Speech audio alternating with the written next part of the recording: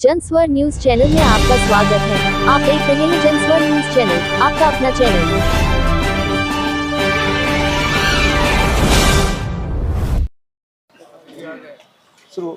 अनिल जी, लगातार जिस तरह से आप मुद्दा उठा रहे हैं, आरजेपी उठा रही है मुद्दा, जिसमें लगातार आप कह रहे हैं कि आक्रमण हो रहा है या लोगों को परेशान किया जा रहा है, मारपीट हो रही है, क्या कहेंगे? ये मुद्दा अभी 2-3 दिन पहले भी प्रोटेस्ट हुआ, लगातार प्रोटेस्ट हो ही रहा है। ये मुद्दे अभी हाल फिलहाल बढ़ गए हैं या पहले से ये हो रहा है?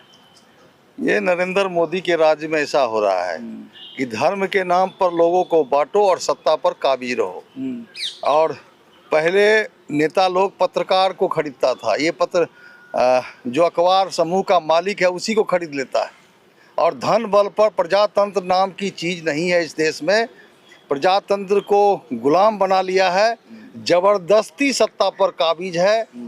नरेंद्र मोदी किसी का काम का नहीं है, वो जो है देश को तबाह कर दिया है। देश त्राही त्राही से गुजर रहा है।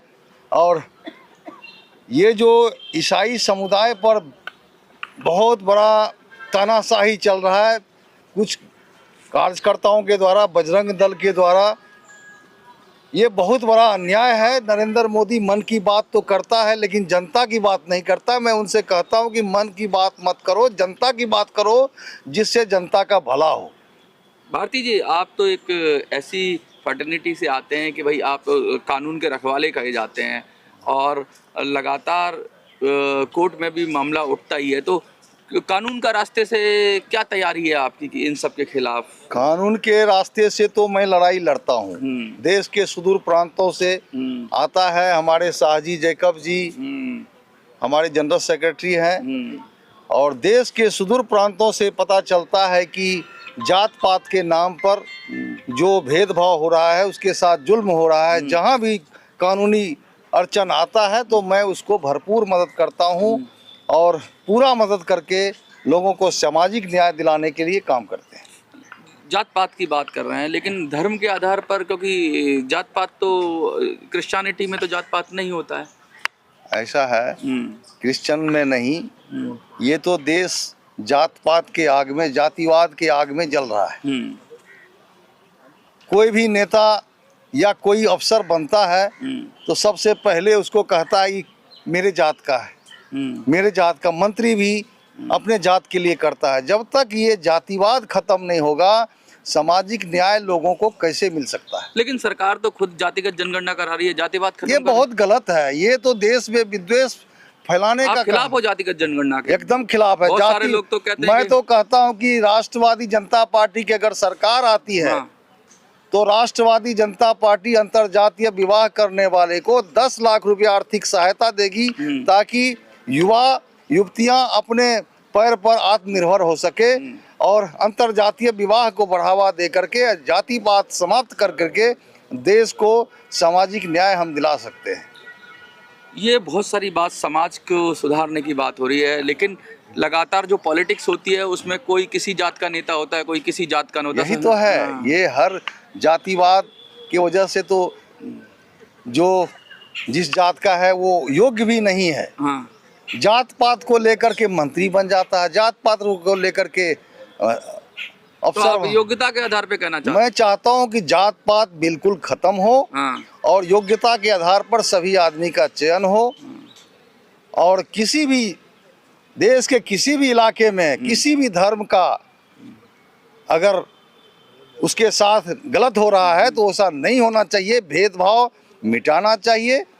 ये किसी एक धर्म के का बपोती नहीं है। ये सभी धर्म को लोग के मानने वाले को हमारा सबका समान अधिकार है। हमारा देश सेकुलर है। बाबा साहब भीमराव अंबेडकर ने जो संविधान बनाया, उस संविधान के अनुसार सबको बराबर हक मिलना चाहिए। ये जो भारत में बना हुआ है, एक नरूला होटल में, दिल्ली के नरूला होटल में देखिए कुत्ता भी आइसक्रीम खाता है और गरीब आदमी के घर में झुग्गी झोपड़ी में उसको पहनने के लिए कपड़ा नहीं है। आपने बड़ी मार्मिक बात कही, मैं अभी आऊँगा आपके पास। सर, ये जो लगातार इस तरह की बातें हो रही हैं, घटनाएं हो रही हैं, क्या कहेंगे आप इस पर? हम लोग ये कह रहे हैं, ये जल्दी से जल्दी बंद करा के इसका न्याय दिलवाओ। और आरजेपी जो आपकी पार्टी है और ह्यूमन राइट्स के बहुत सारे संगठन की बात आप कर रहे हैं, उस आगे की रणनीति क्या है? आप करेंगे क्या आगे? अभी जंतर मंतर प्रोटेस्ट किया, आगे की रणनीति क्या है? देखो, अभी सरकार को जो छोटा सा बात देता हूँ, अगर आगे से नहीं रुकते तो आगे बहुत बड़ा आंदोलन हम करेंगे। बड़ा आंदोलन करेंगे। कुछ मैसेज देना चाहेंगे सर लोगों को? मैं यही कहता हूं कि देश जो है आर्थिक गुलामी की ओर भाग रहा है। इससे मुक्ति के लिए जनता को जागरूक होना पड़ेगा, जातिवाद से उठ करके लोगों को सामने आना पड़ेगा। जब तक जातिवाद से ऊपर उठ करके अभी जैसा पता चल रहा है कि नरेंद्र मोदी का कोई ऐसा नस जो है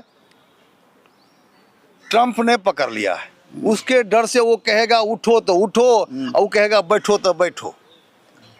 अभी उसने कहा कि तेल खरीद लो तो खरीद लिया। वो जो कहता है नाच रहा है। जनता को समझना चाहिए कहीं न कहीं इनका कमजोर नस पकड़ा गया है। जनता को चाहिए कि नरेंद्र मोदी को उखाड़ के फेंकना चाहिए। इसके लिए लोगों को काम करना चाहिए, जागरूक होना चाहिए। आज मैं देखिए, ये प्रजातंत्र है। जब मैंने कहा कि प्रोग्राम करूंगा और बड़ा प्रोग्राम करूंगा तो मेरे प्रोग्राम को कैंसिल कर दिया। सरकार के इशारे पर लोगों को फ़ोन कर करके गुमराह किया कि प्रोग्राम नहीं है, कैंसिल कर दिया हूं। मैंने कहा तुम्हारे में जितना दम हो लगा लेना, मैं आऊँगा। गिरफ्तार करना होगा तो कर लेना, गोली मारना होगा तो मार देना। मैं सीना खोल करके चेक करना पड़ेगा नरेंद्र मोदी का छाती 56 इंच का है भी कि नहीं, ये भी चेक करने की ज़रूरत है।